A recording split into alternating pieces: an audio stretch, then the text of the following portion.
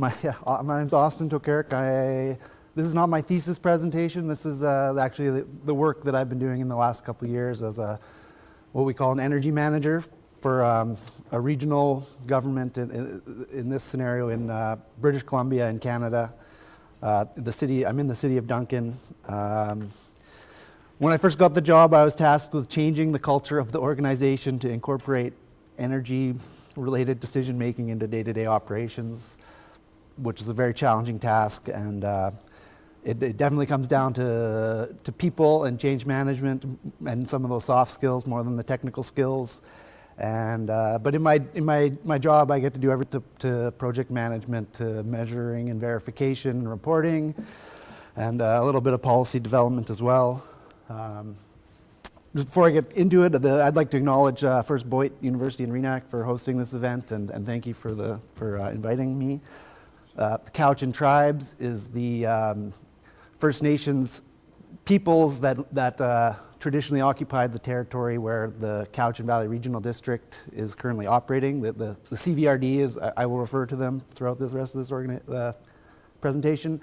BC Hydro is our provincial utility company that has a monopoly on energy production and distribution in our province, and then the Cowichan Valley Regional District Senior Management and Board, who have been supportive of the energy management planning and the whole program in our organization. And if they weren't supportive of it, then it definitely wouldn't have happened. Quick overview of the presentation. I'll just do a little introduction, talk about what is strategic energy management planning in my particular situation, who are the stakeholders involved in my situation, and then talk about what we've actually been doing at the CVRD with our strategic energy management plan, and a couple of concluding points. This is a map of Canada. I graduated in 2008 with an environmental science degree, focusing on greenhouse gas emissions inventories. I moved up to Yellowknife right away, and this is in the Arctic region of Canada. Heating-dominated climate. I worked for policy development with the territorial government, and I worked for a nonprofit organization doing energy studies, energy audits, and feasibility studies for renewable energy systems. Then I was a general manager for an energy servicing and contracting company doing wood pellet boiler installations and small district heating systems.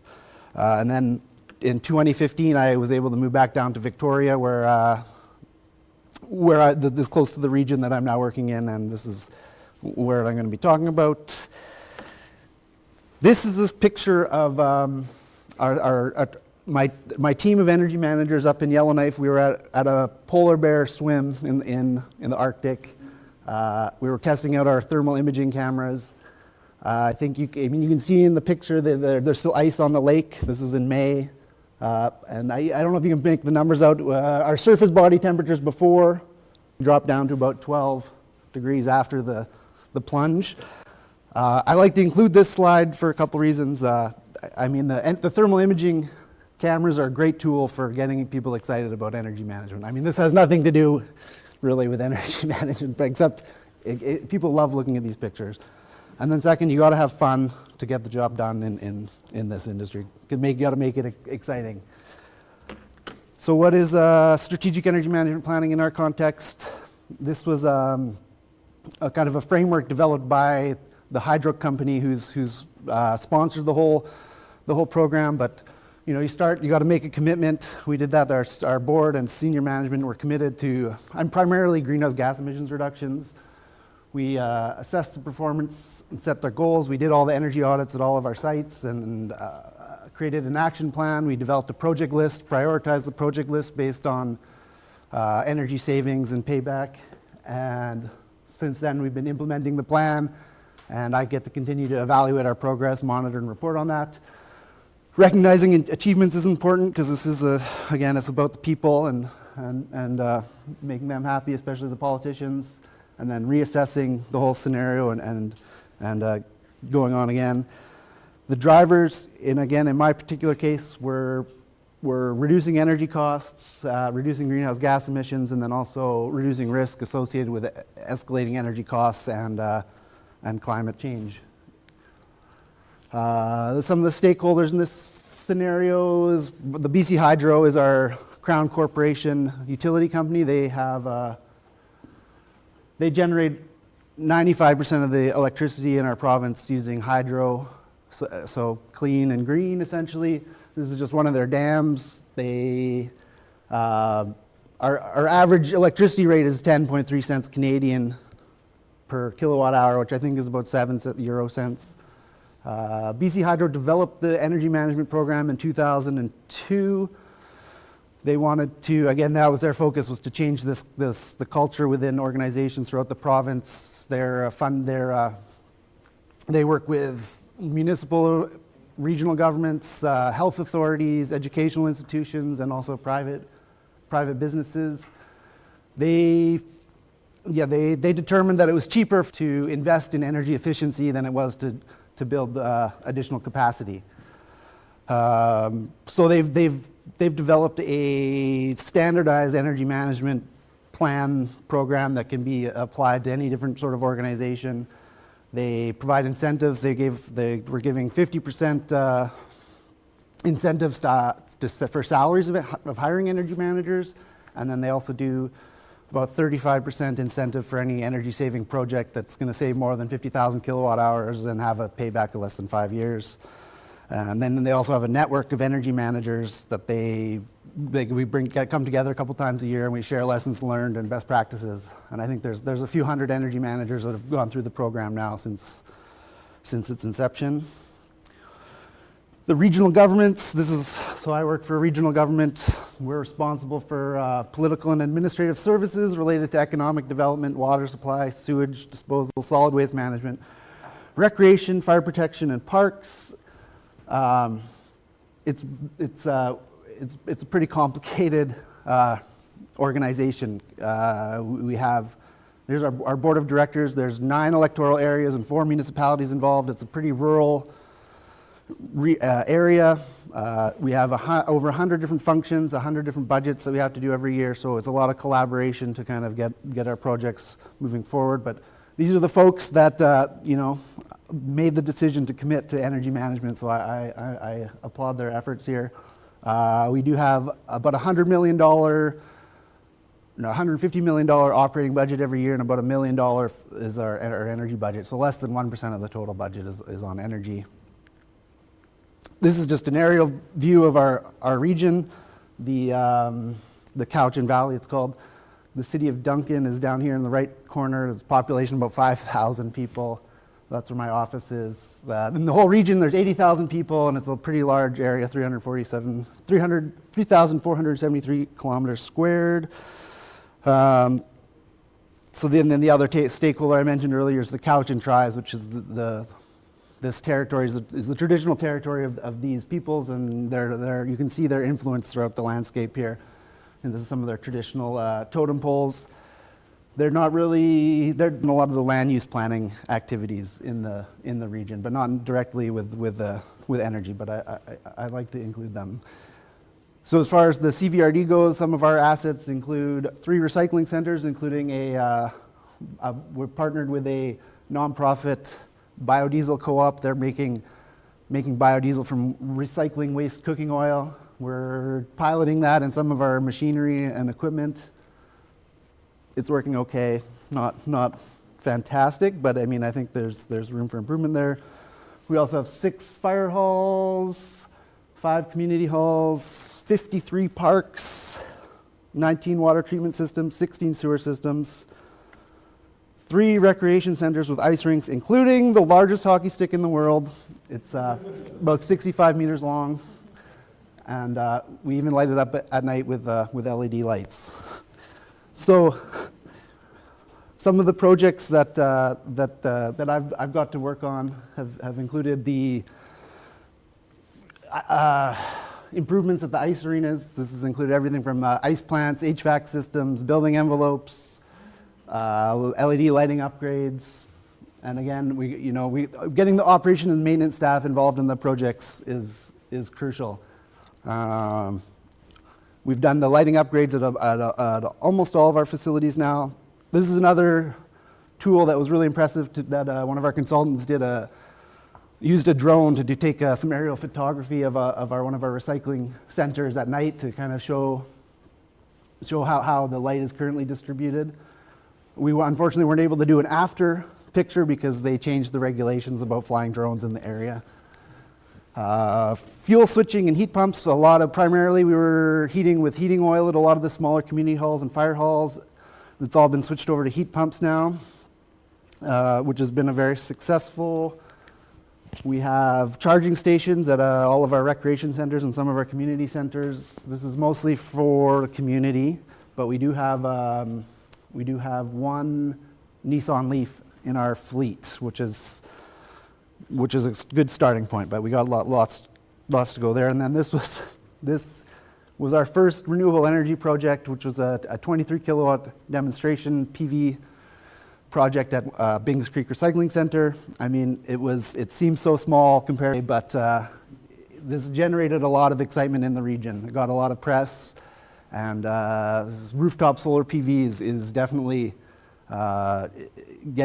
is very exciting. And the levelized cost of energy production for this system was about 8 cents per kilowatt hour. So it just shows that we can generate our own electricity cheaper than we can buy it from the grid. So back to the kind of measurement and verification of our strategic energy management plan. The red dots are showing our energy costs going back to 2007. Green dots is our actual energy consumption. You can see before 2012 was when we started with our baseline. But energy costs were kind of all over the place. There was a bit of a trend of increased costs and increased consumption up until 2012, and then with the implementation of the plan, we were able to bring our energy consumption down, and our costs are leveling out a bit. The reason the costs don't continue to go down, though, is because energy rates continue to increase in our area at least. And then, of course, these are targets or predictions for future energy consumption and costs in the near future. This graph is this is the one that the politicians get excited about. The dotted line in the middle was our 2012 baseline for energy costs. The red line indicates where we would have gone if we hadn't implemented a strategic energy management plan, and then the green line is our actual energy costs. So by 2018, which is our kind of the cycle for this plan, we were hoping for a 25% energy use reduction, which equates to about $1.4 million in avoided costs. Of course, energy and greenhouse gas emissions are linked together, and municipalities in British Columbia have all signed on to this voluntary climate action charter to establish emissions reduction plans and become carbon neutral in their operations wherever they can. So you can see in this graph, the dark green at the bottom is our building emissions, and then the light green at the top is our fleet emissions. And I've been primarily focused on our corporate building emissions. And you can see from 2012 onward, steadily reduce emissions through a lot of our projects. Fleet emissions, unfortunately, have been increasing. That's just due to improvements in the methodologies for measuring fleet emissions, and I think that's going to be one of the next things I'll be tasked with, is addressing our fleet management. Just in a quick overview of what we've done. 2012, we did our baseline.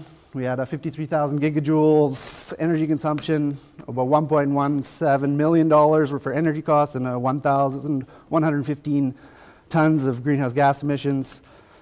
Taking us to 2016, we've already achieved a 19% energy reduction, cumulative savings $737,000, GHG emissions reduction of 502 tons. We have qualified for about $500,000 worth of incentives, and our target by 2018, we're hoping to reduce a further 6% in energy consumption.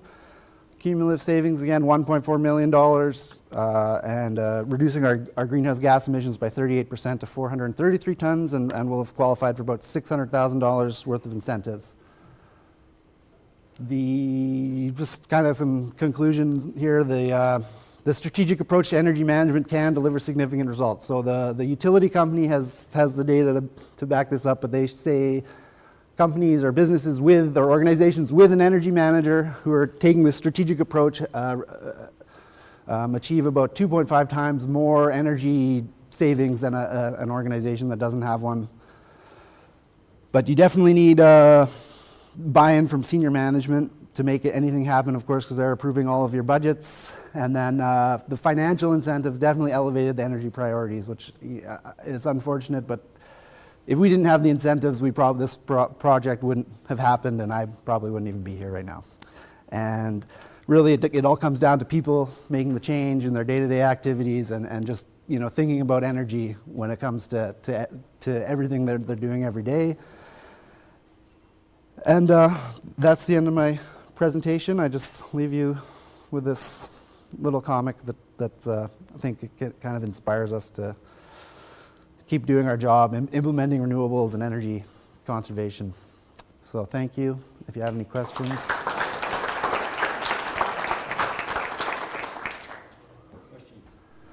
I also have a great presentation.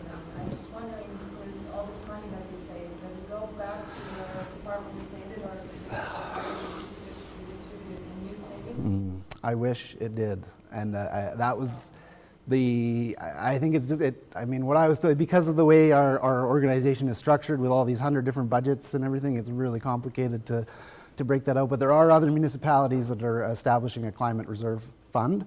So the savings here get pooled into an account, and then also we pay a carbon tax, and we get, as a municipal or regional government, that gets reimbursed to us every year, with the idea that that's being reinvested in other energy savings projects. Yeah. Questions? Yes. How do you perform measure and verification? And do you involve local people? So the utility company has kind of established the standardized approach to report. We have to report quarterly on our energy consumption and our progress towards our targets. Involving local people, you mean like community energy stuff? We don't have a lot of control over what community does, so we're kind of trying to, walk the walk and, lead by example. And we do promote, there are a few, like the utility company has a community energy program where they'll provide incentives for community people doing upgrades and switching to heat pumps or adding insulation. And so we do promote those programs, but there's really not much else we can do on that front at this time. Because personally, maybe that people know their impact actually in terms of not only CO2, because maybe this number doesn't mean anything, but maybe in terms of their own benefits, maybe as a savings, maybe as how much they are helping the world. Mm-hmm. They may be more prone to do something or to use less energy. Mm-hmm. Summing the whole population may be a bigger change. Mm-hmm. Yeah, that's a real challenge. But the utility company does have programs that we can promote. They do have, everyone is switched over to smart meters now. So you can utility company website and you can see your energy consumption in real time. They have energy challenges where you can commit to I think you have to commit to a 10% energy reduction over 12 months compared to your previous 12 months, and if you achieve that, you get some fake recognition on their website and a $100 gift certificate, but it's better than nothing. Everyone's hungry, ready for lunch? Yes. Okay. Yeah, thank you.